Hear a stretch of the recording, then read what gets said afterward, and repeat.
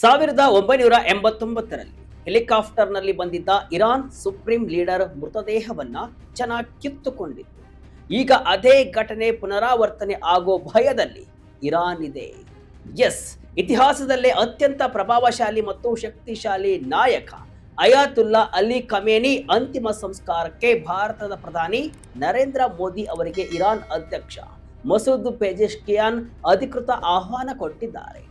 ಆದರೆ ಇಡೀ ಜಗತ್ತನ್ನೇ ಬೆಚ್ಚಿ ಬೀಳಿಸಿರುವಂತಹ ಅಸಲಿ ಶಾಕಿಂಗ್ ಸುದ್ದಿ ಏನಪ್ಪಾ ಅಂದ್ರೆ, ಖಮೇನಿ ಸಾವನ್ನಪ್ಪಿ 3 ತಿಂಗಳಾಗುತ್ತಾ ಬಂದಿದೆ.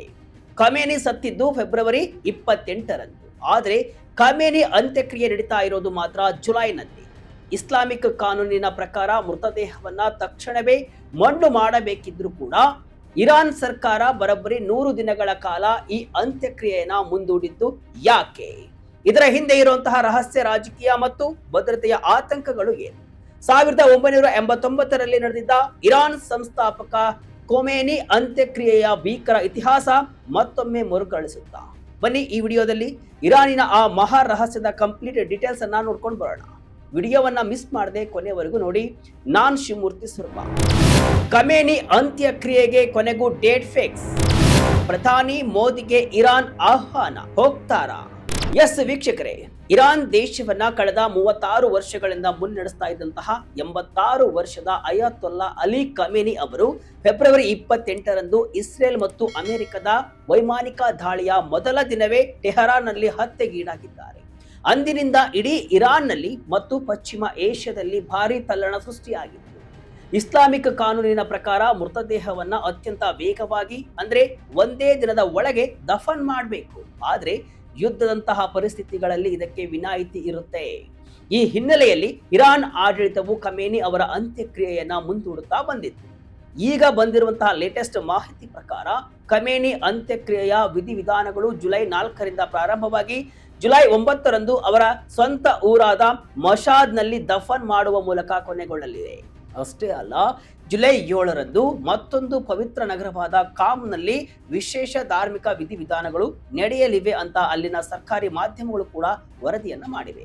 ಈ ಐತಿಹಾಸಿಕ ಅಂತ್ಯಕ್ರಿಯೆಗೆ ಭಾರತದ ಪ್ರಧಾನಿ ನರೇಂದ್ರ ಮೋದಿ ಅವರನ್ನ ಇರಾನ್ ಅಧ್ಯಕ್ಷ ಮಸೂದ್ ಆಹ್ವಾನಿಸಿದ್ದು, ಪಾಕಿಸ್ತಾನದ ಪ್ರಧಾನಿ ಶಹಬಾಜ್ ಶರೀಫ್ ಸೇರಿದಂತೆ ಹಲವು ದೇಶಗಳ ಗಣ್ಯರು ಇದರಲ್ಲಿ ಭಾಗವಹಿಸಲಿದ್ದಾರೆ. ಈ ಅಂತ್ಯಕ್ರಿಯೆಗೆ ಬರೋಬ್ಬರಿ 2 ಕೋಟಿಗೂ ಹೆಚ್ಚು ಭಕ್ತರು ಮತ್ತು ಶೋಕತಪ್ತ ಜನರು ಬರುವ ನಿರೀಕ್ಷೆ ಇದೆ. ಒಂದು ವೇಳೆ ಇದು ನಿಜವಾದ್ರೆ 1989ರಲ್ಲಿ ನಡೆದಂತಹ ಇರಾನ್ ಸಂಸ್ಥಾಪಕ ಅಯಾತುಲ್ಲಾ ರೂಹುಲ್ಲಾ ಖೊಮೇನಿಯ ಅಂತ್ಯಕ್ರಿಯೆಯ 1 ಕೋಟಿ ಜನರ ದಾಖಲೆಯನ್ನ ಇದು ಬ್ರೇಕ್ ಮಾಡಲಿದೆ. ಅಂತ್ಯಕ್ರಿಯೆ 100 ದಿನ ಮುಂದೂಡಲ್ಪಟ್ಟಿದ್ದು ಯಾಕೆ? ಇರಾನಿನ ರಹಸ್ಯ ಆತಂಕಗಳು, ಭದ್ರತೆಯ ಭಯ. ವೀಕ್ಷಕರೇ, ಇಷ್ಟೊಂದು ದೀರ್ಘಕಾಲ ಖಮೇನಿ ಅಂತ್ಯಕ್ರಿಯೆಯನ್ನ ಮುಂದೂಡಲು ಇರಾನ್ ನೀಡಿದ ಮೊದಲ ಅಧಿಕೃತ ಕಾರಣವೇನೆಂದ್ರೆ ನಿರೀಕ್ಷಿತ ಅಪ್ರತಿಮ ಜನಸಂದಣಿ. ಅಷ್ಟು ದೊಡ್ಡ ಜನಸಂದಣಿಗೆ ಬೇಕಾದ ಇನ್ಫ್ರಾಸ್ಟ್ರಕ್ಚರ್ ಅಥವಾ ಮೂಲ ಸೌಕರ್ಯಗಳನ್ನ ಸಿದ್ಧಪಡಿಸಲು ಸಮಯ ಬೇಕು ಅಂತ ಇರಾನ್ ಸರ್ಕಾರ ಹೇಳಿತ್ತು. ಆದ್ರೆ ಇವರ ಹಿಂದೆ ಇರುವಂತಹ ಅಸಲಿ ಕಾರಣ ಭದ್ರತೆ ಮತ್ತು ಯುದ್ಧದ ಆತಂಕ. ಹೌದು, ಅಲಿ ಖಮೇನಿ ನಿಧನದ ಸಮಯದಲ್ಲಿ ಅಮೆರಿಕ ಮತ್ತು ಇಸ್ರೇಲ್ ಜೊತೆ ಇರಾನ್ ಸಕ್ರಿಯ ಯುದ್ಧದಲ್ಲಿ ತೊಡಗಿತ್ತು.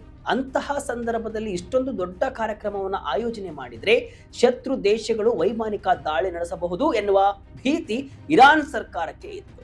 ದೇಶದ ಪ್ರಮುಖ ನಾಯಕರು ಮತ್ತು ಮಿಲಿಟರಿ ಅಧಿಕಾರಿಗಳು ಒಂದೇ ಕಡೆ ಜಮಾಯಿಸಿದ್ರೆ ಅದು ಶತ್ರುಗಳಿಗೆ ಸುಲಭವಾದ ಟಾರ್ಗೆಟ್ ಆಗಬಹುದು ಅನ್ನೋ ಭಯ ಇರಾನ್ ಸರ್ಕಾರವನ್ನ ಕಾಡ್ತಾ ಇತ್ತು. ಇದರ ಜೊತೆಗೆ ಮತ್ತೊಂದು ಪ್ರಮುಖ ಕಾರಣವೇನೆಂದ್ರೆ ಉತ್ತರಾಧಿಕಾರಿಯ ಗೊಂದಲ. ಹೌದು, ಅಲಿ ಖಮೇನಿ ನಿಧನದ ನಂತರ ಮಾರ್ಚ್ 8ರಿಂದ ಅವರ 56 ವರ್ಷದ ಮಗ ಮೊಜ್ತಬಾ ಹುಸೇನಿ ಖಮೇನಿ ಇರಾನಿನ ಹೊಸ ಸುಪ್ರೀಂ ಲೀಡರ್ ಆಗಿ ಅಧಿಕಾರವನ್ನು ವಹಿಸಿಕೊಂಡಿದ್ದಾರೆ. ಆದರೆ ಅಮೆರಿಕ ಮೊಜ್ತಬಾ ಖಮೇನಿ ಸದ್ಯ ಕೋಮಾದಲ್ಲಿದ್ದಾರೆ, ಮೊಜ್ತಬಾ ಖಮೇನಿ ಬದುಕಿದ್ದಾರೋ ಇಲ್ಲ ಎಂಬುದು ಕೂಡ ಗೊತ್ತಿಲ್ಲ ಅಂತ ಹೇಳಿದ್ರು. ಇಂತಹ ತೀವ್ರ ಗೊಂದಲಗಳ ನಡುವೆ ಅಂತ್ಯಕ್ರಿಯೆ ನಡೆಸಿದರೆ ದೇಶದಲ್ಲಿ ಆಂತರಿಕ ಕಲಹ ಅಥವಾ ಅಸ್ಥಿರತೆ ಉಂಟಾಗಬಹುದು ಅನ್ನೋದು ಇರಾನ್ ಆಡಳಿತದ ತಲೆನೋವಾಗಿತ್ತು. ಆದರೆ ಈಗ ಇರಾನ್ ಮತ್ತು ಅಮೆರಿಕ ನಡುವೆ ಸದ್ಯಕ್ಕೆ ಶಾಂತಿ ಒಪ್ಪಂದ ಏರ್ಪಟ್ಟಿದ್ದು, ಟ್ರಂಪ್ ಮತ್ತು ಪೆಜೆಶ್ಕಿಯಾನ್ ಡಿಜಿಟಲ್ ಒಪ್ಪಂದಗಳಿಗೆ ಸಹಿ ಹಾಕಿದ್ದಾರೆ. ಸ್ವಿಟ್ಜರ್ಲೆಂಡ್ನಲ್ಲಿ ಶಾಂತಿ ಮಾತುಕತೆಗಳು ನಡೀತಾ ಇರುವುದರಿಂದ ಈಗ ಈ ಅಂತ್ಯಕ್ರಿಯೆಗೆ ಮುಹೂರ್ತ ಫಿಕ್ಸ್ ಆಗಿದೆ. ಮೊಹರಂ ತಿಂಗಳ ರಾಜಕೀಯ ಲೆಕ್ಕಾಚಾರವೇನು? ಧಾರ್ಮಿಕ ಶೋಕಾಚರಣೆಯನ್ನ ಬಳಸಿಕೊಂಡ ಸರ್ಕಾರ. ವೀಕ್ಷಕರೇ, ಅಲಿ ಖಮೇನಿ ಅಂತ್ಯಕ್ರಿಯೆಯನ್ನ ಮುಂದೂಡಲು ಮೊಹರಂ ತಿಂಗಳು ಕೂಡ ಒಂದು ಮುಖ್ಯ ಕಾರಣವಾಗಿದೆ. ಇರಾನಿನ ರಾಜಕೀಯ ಮತ್ತು ಧರ್ಮಕ್ಕೆ ಮೊಹರಂ ತಿಂಗಳಿಗೂ ದೊಡ್ಡ ಕನೆಕ್ಷನ್ ಇದೆ. ಮೊಹರಂನ ಮೊದಲ 10 ದಿನಗಳು ಶಿಯಾ ಮುಸ್ಲಿಮರಿಗೆ ಅತ್ಯಂತ ಪವಿತ್ರ ಶೋಕಾಚರಣೆಯ ದಿನಗಳು ಆಗಿರುತ್ತೆ. ಇಮಾಮ್ ಹುಸೇನ್ ಹುತಾತ್ಮತೆಯ ನೆನಪಿನಲ್ಲಿ ನಡೆಯುವಂತಹ ಈ ಆಚರಣೆಗಳ ಜೊತೆ ಖಮೇನಿ ಅಂತ್ಯಕ್ರಿಯೆ ಕ್ಲಾಶ್ ಆಗಬಾರದು ಮತ್ತು ಖಮೇನಿ ಅಂತ್ಯಕ್ರಿಯೆಯು ಮೊಹರಂನ ಸಾಂಪ್ರದಾಯಿಕ ಆಚರಣೆಗಳನ್ನ ಕಮ್ಮಿ ಮಾಡಬಾರದು ಅನ್ನೋದು ಮೊಹರಂನ ಅತ್ಯಂತ ಪವಿತ್ರ ದಿನವಾದ ಅಶೂರಾ ಮುಗಿಯುವವರೆಗೂ ಅಂತ್ಯಕ್ರಿಯೆಯನ್ನ ತಡೆ ಹಿಡಿಯಲಾಯಿತು. ಇದರ ಹಿಂದೆ ದೊಡ್ಡ ರಾಜಕೀಯ ತಂತ್ರ ಕೂಡ ಇದೆ. ಮೊಹರಂನ ಭಾವನಾತ್ಮಕ ವಾತಾವರಣವನ್ನು ಬಳಸಿಕೊಂಡು ಖಮೇನಿ ಅಂತ್ಯಕ್ರಿಯೆಗೆ ಮತ್ತಷ್ಟು ಧಾರ್ಮಿಕ ಮತ್ತು ರಾಷ್ಟ್ರೀಯತೆಯ ಬಣ್ಣ ಬಳಿಯಲು ಇರಾನ್ ಪ್ಲಾನ್ ಮಾಡಿದೆ. ಈ ಮೂಲಕ ದೇಶದ ಜನರಲ್ಲಿ ಆಡಳಿತದ ಮೇಲಿರುವಂತಹ ನಿಷ್ಠೆಯನ್ನ ಮತ್ತಷ್ಟು ಬಲಪಡಿಸುವುದು ಮತ್ತು ಯಾವುದೇ ರೀತಿಯ ಸರ್ಕಾರದ ವಿರುದ್ಧದ ಪ್ರತಿಭಟನೆಗಳು ಅಥವಾ ಅಸಮಾಧಾನಗಳು ತಲೆ ಎತ್ತದಂತೆ ತಡೆಯುವುದು ಕೂಡ ಇರಾನ್ ನಾಯಕರ ಲೆಕ್ಕಾಚಾರ ಕೂಡ ಆಗಿದೆ. 1989ರ ಆ ಭಯಾನಕ ಅಂತ್ಯಕ್ರಿಯೆಯ ಕತೆ ಗೊತ್ತಾ? ಕೋಟಿಗೂ ಹೆಚ್ಚು ಜನ ಹೆಲಿಕಾಪ್ಟರ್ನಲ್ಲಿ ಮೃತದೇಹ. ಈಗ ಇನ್ನೊಂದು ವಿಚಾರಕ್ಕೆ ಬರೋಣ. ಸರ್ವಾಧಿಕಾರಿ ಅಂತ್ಯಕ್ರಿಯೆಗೆ ಇಷ್ಟೆಲ್ಲ ಬಿಲ್ಡಪ್ಪ, ಖಮೇನಿ ಅಂತ್ಯಕ್ರಿಯೆಗೆ ಯಾರು ಬರ್ತಾರೆ ರೀ ಅನ್ನೋದು ನಿಮ್ಮ ಪ್ರಶ್ನೆ ಆಗಿರ್ಬೋದು. ಆದ್ರೆ ಇರಾನ್ ಸರ್ಕಾರ ಈ ಮಟ್ಟಿಗೆ ಅಂತ್ಯಕ್ರಿಯೆಯನ್ನ ಕಂಟ್ರೋಲ್ ಮಾಡಲು ಒಂದು ಐತಿಹಾಸಿಕ ಕಾರಣ ಕೂಡ ಇದೆ. ಅದುವೇ 1989ರಲ್ಲಿ ನಡೆದಂತಹ ಇರಾನ್ ಸಂಸ್ಥಾಪಕ ಅಯಾತೊಲ್ಲಾ ರುಹುಲ್ಲಾ ಖೋಮೇನಿ ಅಂತ್ಯಕ್ರಿಯೆ. 1989ರ ಜೂನ್ 3ರಂದು ಖೋಮೇನಿ ನಿಧನರಾದಾಗ ಇರಾನ್ ಸರ್ಕಾರ 40 ದಿನಗಳ ಶೋಕಾಚರಣೆ ಘೋಷಣೆ ಮಾಡಿತ್ತು. ಭಾರತ, ಪಾಕಿಸ್ತಾನ, ಸಿರಿಯಾ ಮುಂತಾದ ದೇಶಗಳು ಕೂಡ ತೀವ್ರ ಸಂತಾಪವನ್ನ ಸೂಚಿಸಿ ಸಾರ್ವಜನಿಕ ರಜೆಗಳನ್ನು ಕೂಡ ಘೋಷಣೆ ಮಾಡಿತ್ತು. ಜೂನ್ 5ರಂದು ಖೋಮೇನಿ ಮೃತದೇಹವನ್ನ ಗಾಜಿನ ಪೆಟ್ಟಿಗೆಯಲ್ಲಿ ಇಟ್ಟು ಸಾರ್ವಜನಿಕರ ದರ್ಶನಕ್ಕೆ ಇಡಲಾಗಿತ್ತು. ಆದ್ರೆ ಮರುದಿನ ಜೂನ್ 6ರಂದು ನಡೆದಂತಹ ಅಂತಿಮ ಯಾತ್ರೆಯಲ್ಲಿ ಇಡೀ ಜಗತ್ತೇ ನಡುಗುವಂತಹ ಘಟನೆಗಳು ನಡೆದಿತ್ತು. ಅಂದು ಅಂತ್ಯಕ್ರಿಯೆಯಲ್ಲಿ ಬರೋಬ್ಬರಿ 1 ಕೋಟಿಗೂ ಹೆಚ್ಚು ಜನ ಸೇರಿದ್ರು. ಅದು ಆ ಕಾಲದ ಇರಾನ್ ದೇಶದ ಜನಸಂಖ್ಯೆಯ 6ನೇ 1 ಭಾಗವಾಗಿತ್ತು. ಒಂದು ವಿಷಯ ನಾನು ಇಲ್ಲಿ ಹೇಳಲೇಬೇಕು. ಅದೇನಪ್ಪಾ ಅಂತಂದ್ರೆ 1989ರಲ್ಲಿ ಖೋಮೇನಿ ಅಂತ್ಯಕ್ರಿಯೆಯಲ್ಲಿ ಜನಸಂದಣಿ ಎಷ್ಟಿತ್ತಂದ್ರೆ ಮೃತದೇಹವನ್ನ ಸ್ಮಶಾನಕ್ಕೆ ಕೊಂಡೊಯ್ಯಲು ಸಾಧ್ಯವಾಗದೆ ಕೊನೆಗೆ ಸೇನಾ ಹೆಲಿಕಾಪ್ಟರ್ ಮೂಲಕ ತರಬೇಕಾಯಿತು. ಆಗ ಏನಾಯಿತು ಎಂಬುದನ್ನ ಮುಂದೆ ಡೀಟೇಲ್ ಆಗಿ ಹೇಳ್ತೀನಿ. ಶವಪೆಟ್ಟಿಗೆಯಿಂದ ಕೆಳಗೆ ಬಿದ್ದಿದ್ದ ಖೋಮೇನಿ ಹೆಣ, 8 ಮಂದಿ ಸಾವು, ಸುಳ್ಳು ಪ್ರಕಟಣೆ, 2ನೇ ಅಂತ್ಯಕ್ರಿಯೆ. ಎಸ್, ಖೋಮೇನಿ ಮೃತದೇಹವನ್ನ ಹೊತ್ತು ತಂದ ಹೆಲಿಕಾಪ್ಟರ್ ನೆಲಕ್ಕಿಳಿತಾ ಇದ್ದಂತೆ ಅಲ್ಲಿದ್ದಂತಹ ಲಕ್ಷಾಂತರ ಮಂದಿ ಮತ್ತು ರೆವಲ್ಯೂಷನರಿ ಗಾರ್ಡ್ಸ್ ನಿಯಂತ್ರಣ ಕಳೆದುಕೊಂಡು ಹೆಲಿಕಾಪ್ಟರ್ ಮೇಲೆಯೇ ನುಗ್ಗಿದ್ರು. ಶವಪೆಟ್ಟಿಗೆಯನ್ನ ಎಳೆದಾಡಿದ್ರು. ಈ ನುಗ್ಗಲಿನಲ್ಲಿ ಖೋಮೇನಿ ಅವರ ಮೃತದೇಹದ ಶವಪೆಟ್ಟಿಗೆ ಒಡೆದು ಹೋಗಿ ಬಿಳಿ ಕಫನ್ ಹೊರಗೆ ಬಿದ್ದು ಹೋಯಿತು. ಜನರು ಆ ಪವಿತ್ರ ಬಟ್ಟೆಯನ್ನು ಮುಟ್ಟಲು ಮತ್ತು ಹರಿದುಕೊಳ್ಳಲು ಮುಗಿಬಿದ್ರು. ಈ ವೇಳೆ ಮೃತದೇಹ ಎಲ್ಲಿಗೆ ಹೋಗಿತ್ತು ಗೊತ್ತಿಲ್ಲ. ಅಷ್ಟರ ಮಟ್ಟಿಗೆ ಡೆಡ್ ಬಾಡಿಯನ್ನ ಜನ ಎಳೆದಾಡ್ತಾ ಇದ್ರು.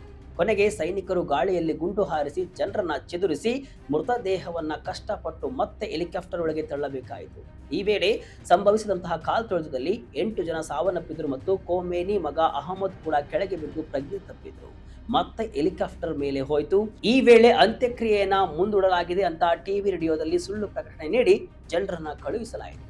ಅದಾಗಿ 5 ಗಂಟೆಯ ನಂತರ ಮತ್ತೆ ಮೃತದೇಹವನ್ನ ಹೆಲಿಕಾಪ್ಟರ್ ನಲ್ಲಿ ತರಲಾಯಿತು. ಈ ವೇಳೆ ಗಾರ್ಡ್ಸ್ ಜಾಸ್ತಿ ಪ್ರಿಪೇರ್ ಆಗಿದ್ರು. ಆದರೂ ಕೂಡ ಹೆಲಿಕಾಪ್ಟರ್ ಬರೋ ಸದ್ದು ಕೇಳಿ ಬಹಳಷ್ಟು ಜನ ಸೇರಿದ್ರು. ಗಾರ್ಡ್ಸ್ ಅನ್ನ ಭೇದಿಸಿ ಒಳನುಗ್ಗಲು ಪ್ರಯತ್ನಿಸಿದ್ರು ಕೂಡ ಜಾಸ್ತಿ ಜನ ಇರದ ಕಾರಣಕ್ಕೆ ಪರಿಸ್ಥಿತಿ ನಿಯಂತ್ರಣದಲ್ಲಿ ಇತ್ತು. ಹೆಲಿಕಾಪ್ಟರ್ ಸಮಾಧಿ ಬಳಿ ನಿಂತು ಅಲ್ಲಿಂದಲೇ ಶವಪೆಟ್ಟಿಗೆಯ ಲೋಹದ ಮುಚ್ಚಳವನ್ನ ತೆಗೆದು ಸಮಾಧಿಗೆ ಮೃತದೇಹವನ್ನ ಉರುಳಿಸಲಾಯಿತು. ಬಳಿಕ ತಕ್ಷಣವೇ ಕಾಂಕ್ರೀಟ್ ಚಪ್ಪಡಿಗಳು ಮತ್ತು ದೊಡ್ಡ ಕಂಟೈನರ್ಗಳಿಂದ ಸಮಾಧಿಯನ್ನ ಮುಚ್ಚಲಾಯಿತು. ಇಷ್ಟೆಲ್ಲ ನಡೆದು ನೋಡಿದ್ರೆ ಈಗ ಇನ್ನೇನು ಆಗುತ್ತೆ ಎಂಬುದು ಕೂಡ ಇರಾನ್ ಆಡಳಿತಕ್ಕೆ ಚಿಂತೆ ಕಾಡ್ತಾ ಇದೆ. ಆದ್ದರಿಂದ 100 ದಿನದ ಬಳಿಕ ಅಂತ್ಯಕ್ರಿಯೆ ನಡೀತಾ ಇದೆ. ಒಟ್ಟಿನಲ್ಲಿ ಇತಿಹಾಸದ ಆ ಕೆಟ್ಟ ನೆನಪುಗಳು, ಇಂದಿನ ಅಸ್ಥಿರ ರಾಜಕೀಯ ಪರಿಸ್ಥಿತಿ ಮತ್ತು ಅಮೆರಿಕ ಇಸ್ರೇಲ್ ದಾಳಿಯ ಭಯವೇ ಇರಾನ್ ಸರ್ಕಾರ 100 ದಿನಗಳ ಕಾಲ ಖಮೇನಿ ಅಂತ್ಯಕ್ರಿಯೆಯನ್ನ ತಡ ಮಾಡಲು ಅಸಲಿ ಕಾರಣವಾಗಿದೆ. ಆದ್ರೆ ಇನ್ನೊಂದು ಕಾರಣ ಏನಂದ್ರೆ ಈಗ ಅಮೆರಿಕ ಇರಾನ್ ನಡುವೆ ಕದನ ವಿರಾಮ ಆಗಿದ್ದು ಈಗಿನ ಪರಿಸ್ಥಿತಿಯನ್ನ ನೋಡಿದ್ರೆ ಅಮೆರಿಕ ಇರಾನ್ ಮುಂದೆ ಶರಣಾಗಿದೆ. ಯುದ್ಧದಲ್ಲಿ ಗೆದ್ದ ಬಳಿಕವೇ ನಮ್ಮ ಲೀಡರ್ ಅಂತ್ಯಕ್ರಿಯೆ ಮಾಡೋಣ ಅಂತ ಇರಾನ್ ಆಡಳಿತ ಅಂದುಕೊಂಡಂತೆ ಕಾಣ್ತಾ ಇದೆ. ಆದ್ದರಿಂದಲೇ ಕದನ ವಿರಾಮ ಆದ ಬಳಿಕವೇ ಫ್ಯೂನರಲ್ ಡೇಟ್ ಅನೌನ್ಸ್ ಆಗಿದೆ. ಅಂತ್ಯಕ್ರಿಯೆಗೆ ಮೋದಿ ಹೋಗ್ತಾರಾ ಎಂಬುದನ್ನು ಕೂಡ ಕಾದು ನೋಡ್ಬೇಕಾಗಿದೆ. ಇರಾನಿನ ಈ ಬೆಳವಣಿಗೆಯ ಬಗ್ಗೆ ನಿಮಗೇನು ಅನ್ಸುತ್ತೆ? ನಿಮ್ಮ ಅಭಿಪ್ರಾಯವನ್ನ ಕಮೆಂಟ್ ಮೂಲಕ ತಿಳಿಸಿ. ಇದಿಷ್ಟು ಇವತ್ತಿನ ವಿಶೇಷ. ಇದೇ ರೀತಿಯ ಹಲವು ವಿಶ್ಲೇಷಣೆ, ಮಾಹಿತಿ ಅಷ್ಟೇ ಅಲ್ಲ, ಮನರಂಜನೆಯ ವಿಡಿಯೋಗಳಿಗಾಗಿ ವಿಜಯ ಕರ್ನಾಟಕ ವೆಬ್ಸೈಟ್, ಫೇಸ್ಬುಕ್ ಹಾಗೂ ಯೂಟ್ಯೂಬ್ ಪೇಜ್ ಅನ್ನ ಫಾಲೋ ಮಾಡಿ. ಧನ್ಯವಾದಗಳು.